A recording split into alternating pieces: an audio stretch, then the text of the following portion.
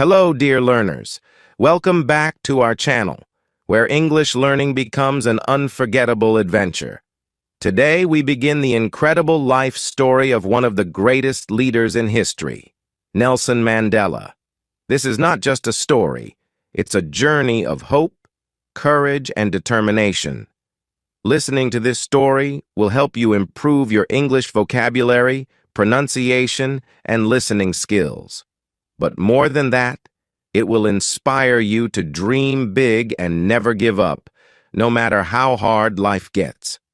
So, get ready for the most powerful and most motivational story you've ever heard. Let's start the journey of Nelson Mandela, a man who changed the world. Nelson Mandela was born on July 18, 1918, in a small, quiet village called Mvezo in the Eastern Cape of South Africa. His birth name was Rolihlahla Mandela, which, in the Xhosa language, means pulling the branch of a tree. Some people also say it means troublemaker, a name that would later reflect his boldness in challenging injustice. He was born into the Thembu royal family, a tribe known for its rich history and culture. His father, Gadla Henry Mfakanyiswa, was a respected chief and advisor to the Thembu king. Although Mandela's family was not wealthy, they were deeply respected in the community. His mother, Nosekeni Fanny, was a devout Christian who taught him the importance of kindness, humility, and faith. Mandela's childhood was simple but filled with joy. He lived in a hut made of mud and straw, surrounded by open fields and rolling hills. There was no electricity, no running water, and no modern luxuries, but Mandela felt free and happy. As a young boy, he loved to run barefoot in the fields, herd cattle, and swim in the streams. He played traditional Xhosa games with his friends and listened to elders tell stories around the fire at night. These stories, often about brave warriors and leaders, ignited a spark in young Mandela's heart. One day his father told him, "A real leader is not someone who wants power for himself, but someone who serves his people." These words stayed with Mandela throughout his life. When Mandela was only 9 years old, tragedy struck. His father fell ill and passed away. This was a devastating loss for the young boy, but it also marked a turning point in his life. After his father's death, Mandela's mother took him to live with Chief Jongintaba Dalindyebo, a royal leader of the Thembu people. Chief Jongintaba welcomed Mandela into his home as if he were his own son. For the first time, Mandela saw a life beyond his small village. He lived in the chief's palace, where he observed meetings and learned about leadership, tradition, and responsibility. Mandela began attending a local Methodist school at the age of 7. It was here that his teacher, Miss Madingane, gave him the name Nelson, as was the custom for African children to be given English names in schools. Although Mandela did not understand why he needed a new name, he accepted it and focused on his studies. He quickly became a diligent student, curious about everything he learned. He loved English literature, geography, and history, especially stories of African heroes who fought against colonial rule. Mandela often said, "Education is the most powerful weapon which you can use to change the world." This belief drove him to study harder and dream bigger. As Mandela grew older, he became more aware of the inequalities around him. South Africa was ruled by the system of apartheid, which kept black and white people separated in every part of life. Black people were not allowed to vote, own land, or live in the same neighborhoods as white people. Mandela could see the unfairness everywhere. At the age of 16, Mandela participated in a traditional Xhosa ceremony where boys became men. During the ceremony, elders spoke about the responsibilities of manhood, but they also shared their sadness about the state of their people under apartheid. Mandela felt a deep sense of duty to fight for justice and equality. When Mandela was 19 years old, Chief Jongintaba arranged a marriage for him. But Mandela had other dreams. He wanted to continue his education and make his own choices. So he made a bold decision. He ran away to the bustling city of Johannesburg. In Johannesburg, Mandela saw a completely different world. The city was vibrant but full of challenges. Black people worked hard for very little pay and lived in poor conditions, while white people enjoyed all the wealth and privilege. Mandela worked as a night watchman at a gold mine while continuing his education. He lived in a small, crowded room and often went hungry. But he never gave up. He believed that education would open doors to a better future. Mandela eventually enrolled at the University of Witwatersrand, where he studied law. He was one of the few black students in the university and faced discrimination, but this only made him stronger. During this time, Mandela joined the African National Congress, a political organization fighting for the rights of black South Africans. He attended secret meetings, where he listened to passionate speeches and shared his ideas for a fairer South Africa. Mandela dreamed of a South Africa where everyone, regardless of their race, could live together in peace and equality. He wanted to create a country where children could play together without fear, where families could build their futures, and where justice would prevail. This dream became the driving force of his life, but the road ahead was filled with challenges, sacrifices, and pain. When Mandela arrived in Johannesburg, he was just a young man full of dreams. The city was alive with energy, but it was also full of challenges. Black people were treated as second-class citizens and forced to live in poor neighborhoods called townships. Mandela rented a small room in Alexandra, one of the poorest townships, and worked as a clerk in a law firm. The job was demanding, but it gave him a chance to learn about the legal system and how it was used to oppress black South Africans. He spent his evenings studying by candlelight, determined to finish his law degree. Mandela's hunger for knowledge was unstoppable. He often said, "I have walked that long road to freedom. I have tried not to falter. I have made missteps along the way. But I have discovered the secret that after climbing a great hill, one only finds that there are many more hills to climb." The ANC had existed for many years, but Mandela and a group of young activists believed it needed a fresh approach. They formed the ANC Youth League, which focused on mobilizing young people to fight against apartheid. Mandela's speeches were powerful and passionate.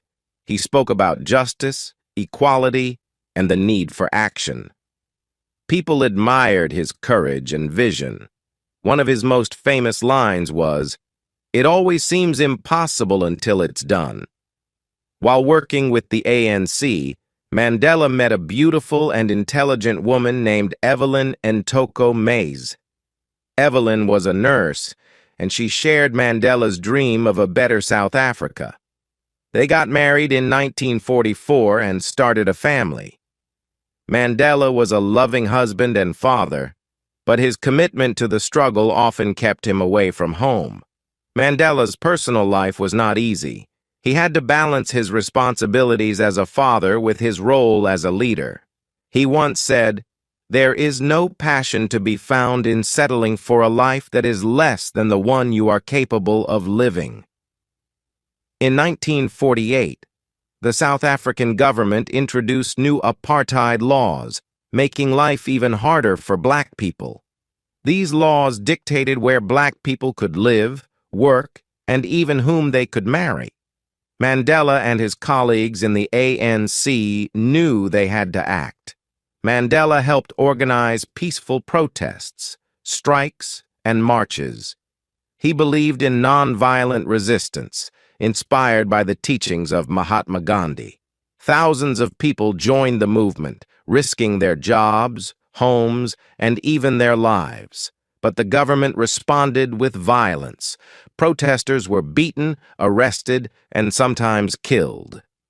Mandela himself was arrested multiple times, but he refused to give up.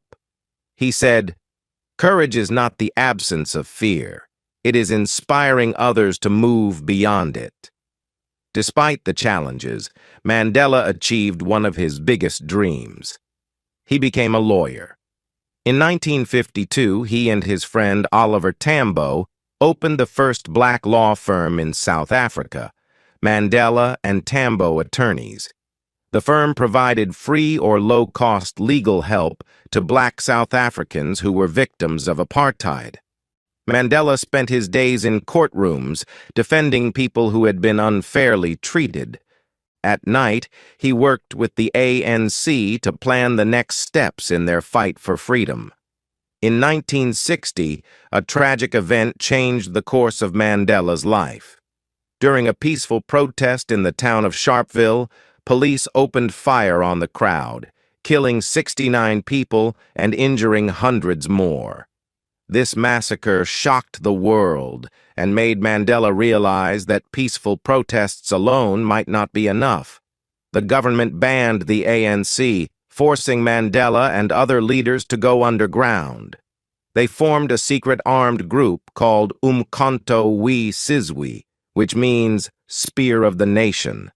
Mandela said their goal was not to harm people but to sabotage government structures that upheld apartheid.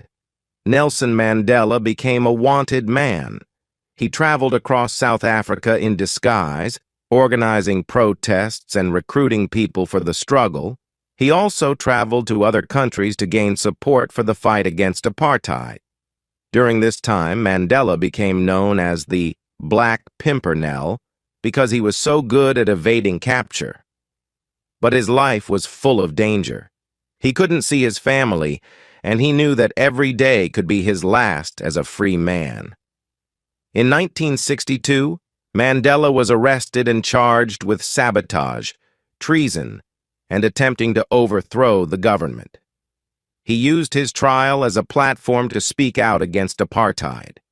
In his famous speech, he said, "I have fought against white domination, and I have fought against black domination. I have cherished the ideal of a democratic and free society in which all persons live together in harmony and with equal opportunities. It is an ideal which I hope to live for and to achieve. But if needs be, it is an ideal for which I am prepared to die." Mandela was sentenced to life imprisonment and sent to Robben Island, a bleak prison off the coast of Cape Town. Life in prison was harsh. Mandela was forced to do hard labor in a limestone quarry. He lived in a tiny cell with no bed and only a thin mat on the floor. The guards were cruel, and Mandela was allowed only one visitor and one letter every 6 months. But Mandela refused to be broken. He used his time in prison to study, reflect, and plan. He even learned the Afrikaans language to understand his enemies better. He also taught younger prisoners about leadership and the importance of staying hopeful. Mandela said, "I am fundamentally an optimist. Whether that comes from nature or nurture, I cannot say. Part of being optimistic is keeping one's head pointed toward the sun, one's feet moving forward." As the years passed, Mandela became a symbol of hope for millions of people around the world. Protests against apartheid grew stronger, both inside and outside South Africa.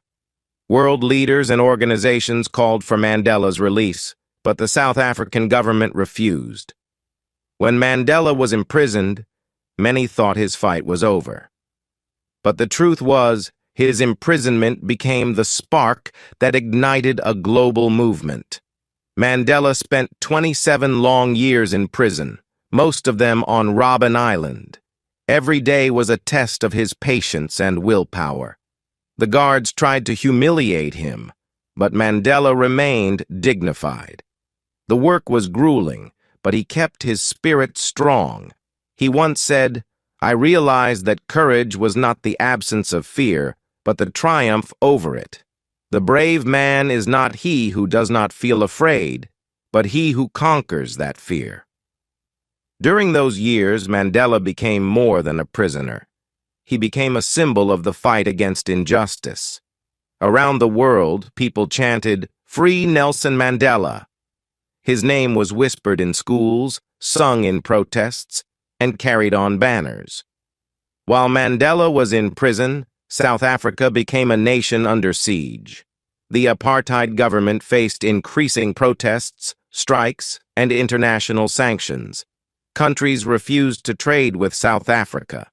Famous musicians like Stevie Wonder and Bob Marley dedicated songs to Mandela. Even in prison, Mandela's leadership was felt. He secretly communicated with other ANC leaders and even began negotiations with the apartheid government. Mandela understood something crucial. To truly win, South Africa needed peace, not revenge. On February 11, 1990, the world watched as Nelson Mandela walked out of prison. He was 71 years old, his hair gray but his spirit unbroken. His first words were, "I stand here before you not as a prophet, but as a humble servant of you, the people." Today, the time for healing of wounds has come. The time to build is upon us. The streets erupted in celebration. People danced, cried, and cheered. Mandela's release was not just his freedom. It was the first step toward a free South Africa. After his release, Mandela faced a tough question. How could South Africa heal after so much pain? Many people wanted revenge, but Mandela preached forgiveness. He met with the very people who had oppressed him and worked with them to build a new nation. He said, "Resentment is like drinking poison and then hoping it will kill your enemies." Mandela became the leader of the ANC and began working toward South Africa's first democratic election. His goal was simple but powerful: a South Africa where everyone, black, white, Indian, colored, had equal rights. In 1994, history was made. For the first time, all South Africans, regardless of race, could vote. People stood in long lines, some for hours, to cast their votes. On April 27, 1994, Nelson Mandela was elected the first black president of South Africa. His inauguration was a moment of pure hope.